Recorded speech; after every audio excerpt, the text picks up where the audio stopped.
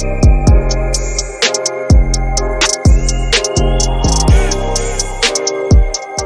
hi, and welcome to my channel. My name is Chastity. Here we talk about beauty, entertainment, celebrities, books, movies, anime, TV shows, and kind of anything else that grabs my attention this week.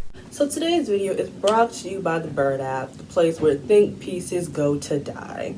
Us, the audience, we see Cassie dancing on a ledge. Okay, sure, I'm gonna put that off. Something white people do.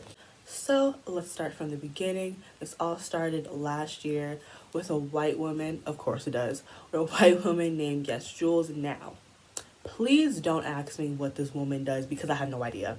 Another reason why y'all are not slick is because I remember when those original pictures of Harry Styles and Lizzo was circulating, and the amount of not only racism but fat phobia that his stands and the people who pretend to be stands were like throwing around at Lizzo, being like, he could never want to be with her and yada yada yada. Like, I remember the original hate and vitriol that Lizzo got when those pictures surfaced, and I find it really interesting that now those pictures are being used to prove your points.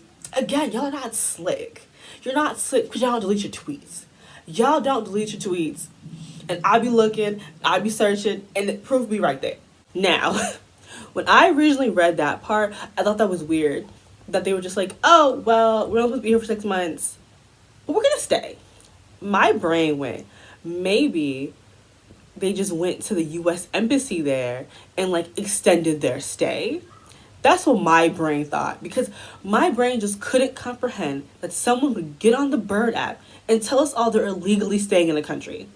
My brain was just like, no one is that stupid. No one would be so dumb to do something like that. Or so I thought. And then at one point, she does this weird, like, almost bending, like it feels like it's supposed to be like the bend and snap from like Legally Blonde, where she like bends over and she like shakes her butt a little bit, and then she like kicks up her heels. It's that's me. I shouldn't laugh. That's rude. I'm so sorry. But it's just like, baby, what are you doing? And like, also like very weirdly, like the second time this week I've had to like kind of defend Nick Cannon, which I hate you bitches. I hate y'all so much. I hate having to defend people I do not like just simply because I refuse to just be on the side of wrong. Like earlier this week, right? Like I mentioned, like Nick Cannon has like a talk show, and like this K-pop girl group was supposed to be going on it. I think ASAP. Listen, I like K-pop, but not that much. And like people were like, first people thought it was Ballin' Out, which fair, because we've not really seen any clips from his talk show, which tells you is really not popping like that, because like, you know, a show is good when you see a bunch of out of context clips like going around social media. But people were like, why his show? And I just have to say, in the defense of Nick Cannon for a second time, Nick Cannon, when it comes to K-pop, low-key a pioneer. Okay, wait. Walk with me here. Let's take it back 12 to 15 years ago when Nick Cannon was possibly the chairman of Team Nick. I don't know if he was chairman, but he was of a high up position. And he had sway and control over on Team Nick. And Nick Cannon, now Teen Nick is probably at one point was one of the biggest stations for like young kids. It's a very huge platform. And I remember for the very first time seeing the Wonder Girls music video on Teen Nick. And it's the song and video where like they look like the Supremes. If you know, you know. That premiered over on Teen Nick. And that was the first time that like a K-pop video was like so accessible to like the American market.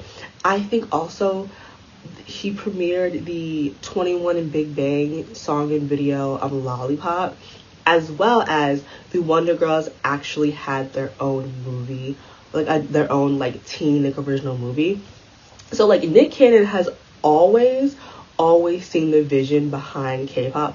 Like 12 years ago when like no one even cared about K-pop, Nick Cannon, he saw it.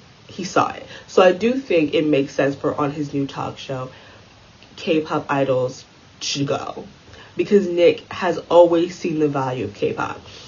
Don't. Listen, y'all got me defending niggas I don't fuck with. I hate y'all for that. There is a space happening at every moment. And like, it wouldn't be a problem if there wasn't a bunch of weird shit happening on spaces. We got spaces filled with transphobia. We got spaces with white men discussing the visibility of black women. Like 5 o'clock this morning, there was a space titled "Why Do Black People Exist?" Spaces filled with bigotry on the daily. No rest, just wickedness. We got moaning spaces, which... Stop. I'm sick. At one point, the baby does state that like he's recording her for his safety. I don't know how scared he was of a woman with a 3-month-old baby feeding it. Did he think that she was gonna chuck the little nigga at him? I don't really know, but apparently he was afraid for his life. And like, I know people were trying to say like, well, she came at her first. Yes, she did. So all of Chica's comments should be pertaining to the brickhead adult she's having this confrontation with. That little girl didn't have shit to do with any of this. It is not that little girl's fault. Her mom is a dummy bitch. It is not. So leave her out of it. She's an innocent little black girl, minding her business, being cute as a button. Why does she need to be attacked when there is an adult right there waiting for you to drag? Awkwafina is being accused of talking in a black accent because she does, and later. But essentially, in this thread, her granddaughter states that her family is no longer in control of her grandmother's estate, and that is all Kamala Harris's fault. That dastardly villain Kamala Harris stole everything from them.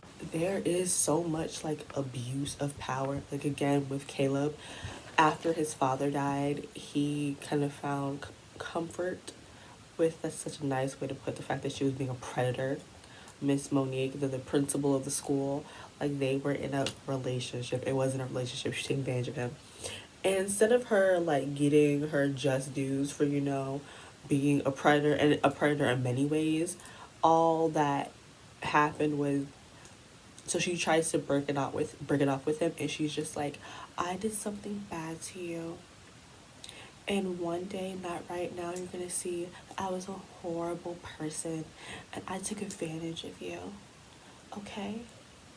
And that was kind of it. And I was like, no, I want you to go to prison for what you're doing to this boy.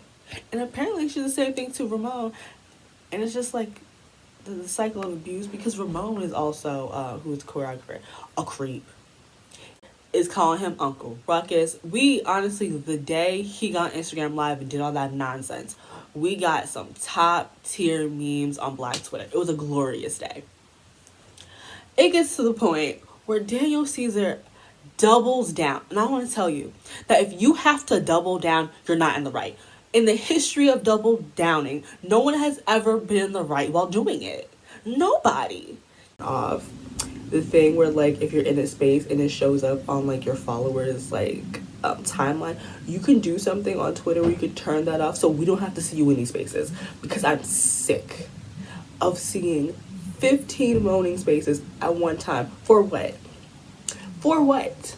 Hate train. This is a hate train. This is a hate train. Which at this point, if any social media person or celebrity gets in any type of trouble, they love to refer to it as a hate train, as their way of like trying to like escape the fact that they're being held accountable for their actions. Now, some people genuinely do have hate trains, but some of you say dumb shit, and then people tell you the shit you said was dumb. That's not a hate train. And it's very weird to me. So if you've been on my channel for any length of time, you've known that I've always stated when he is brought up, or even when he's not necessarily needed to be brought up, that I dislike Michael B. Jordan. You know, that I didn't always used to hate Michael B. Jordan. I actually found it very commendable that he was such a bad actor, but he was still able to book the major franchises he was able to get into. Because I just found it so interesting that we could have a black man be as mediocre as Michael B. Jordan, but still get booked like the white people. And I feel like for at the time, that was great. Because I feel like there was a point in time for black male actors where there really wasn't any new and up and coming black male actors. And it was really just Michael B. Jordan. That was like the most recognizable name. And then not really anyone else bubbling to the surface. That was at a time where if you were asking black women, you know, their crushes, they were still naming Idris Elba and like Denzel Washington. Now you're asking young black girls and we can name you 15 names off the top of our head, right? The landscape of black male actors looks completely different in 2021 than it did when Michael B. Jordan was becoming more of a household name, right? When we were doing fan castings and you needed a black male actor, it was very easy to just put Michael B. Jordan's name there. But now we don't really need Michael B. Jordan anymore. We've moved past that.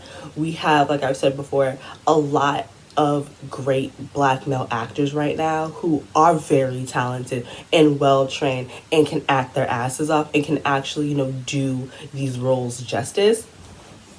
But because Michael B. Jordan is so big, he's getting put into a lot of movies and a lot of franchises I don't think he needs to be in. I feel like Michael B. Jordan is always the worst actor in everything he's in. Like in Black Panther, Michael B. Jordan is the worst actor of that entire movie. Every single person in that like movie can outact him and eats him up in every single scene. And the issue with that is because he plays such a significant role, his bad acting gets more blaringly obvious the more times you rewatch Black Panther, which is why for me personally Black Panther has no replay value, because every time I'm watching it I'm just stuck on how bad of an actor Michael B. Jordan is. Like, he's next to people who are younger than him, who are out acting him, people who are the same age as him out acting him, people with less on their resumes than him out acting him. And it is so hard for me to rewatch that movie because I'm just stuck on the fact that he's such a bad actor. And then it just takes the joy out of the movie for me. So I will always hate him for that. The Creed series is not good. Like, it's good if you were to take Michael B. Jordan out of it, but because it's all about him, watching him not being able to act out of a paper bag is really difficult. Cause it's, you know, your acting is bad if I think Tessa Thompson is out acting you. Because I don't think Tessa Thompson can act either. But that's a whole different story. So now, a few months after his cancellation, Daniel Caesar releases Case Study #1. And it goes triple aluminum. That shit ain't going nowhere. I remember that it was predicted to sell in copies 3,000. This is the 2020. This was what, 2019. When's the last time somebody has sold 3,000 copies? The 60s.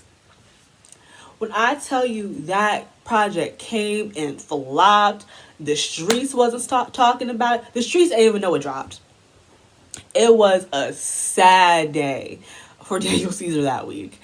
Oh my god, because I remember someone being like, yo, this nigga album flopped. And I was like, he dropped an album?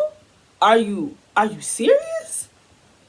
Like, didn't nobody hear it? Didn't nobody hear it? Don't nobody talk about it, and don't nobody like stan Daniel Caesar. And it's truly sad for him. Now, one person did say was the reason why Daniel Caesar was able to be successfully canceled because he was ugly. And they're right. Pretty privilege will stop you from being canceled. Daniel Caesar is objectively ugly. Like, objectively not the most attractive person in the world. Especially compared to some of his peers that came after him. After he got canceled, yeah. The lucky days, no. He's not that fine.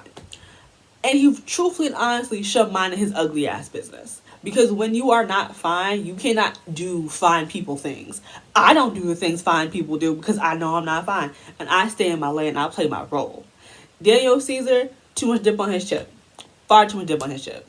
And today we're going to talk about Lizzo. Now this video might be a little bit different than my normal videos because it's going to be a lot more ranty. You know, less facts, more strongly worded opinions. Just because I am tired. Do you hear me? Tired of the Lizzo think pieces with no thoughts. Asking women, they're like, but still, these bad things should make you stronger and give you a better self-esteem. Like, are you good? Is everything fine at home? If that's what you think, like, This is where I feel like we got most of this information from, was from the Kamala Hive, who is like, our girl is garbage, but she ain't this garbage, and brought all of this shit back up. So this was supposed to be part of the video where like I get in front of camera and I talk to you guys. My mother actually ended up getting rushed to the hospital. She's fine, but as you can imagine, I really don't want to be in front of the camera. But if you make it this far into the video, I want to say thank you. It's been a crazy year and some change. At the time of recording this, I have 949 subs, which is insane to me. I just want to let you guys know that I will be gone for a minute for personal reasons, as well as to work on a big long video that I can't wait for you guys to see. I will still be posting on my Patreon, so if you want to keep up with me over there, my name is also Kickback Next Door. The link will be in the bio and in the pinned comment below. Again, thank you guys so much, and see you in 2022.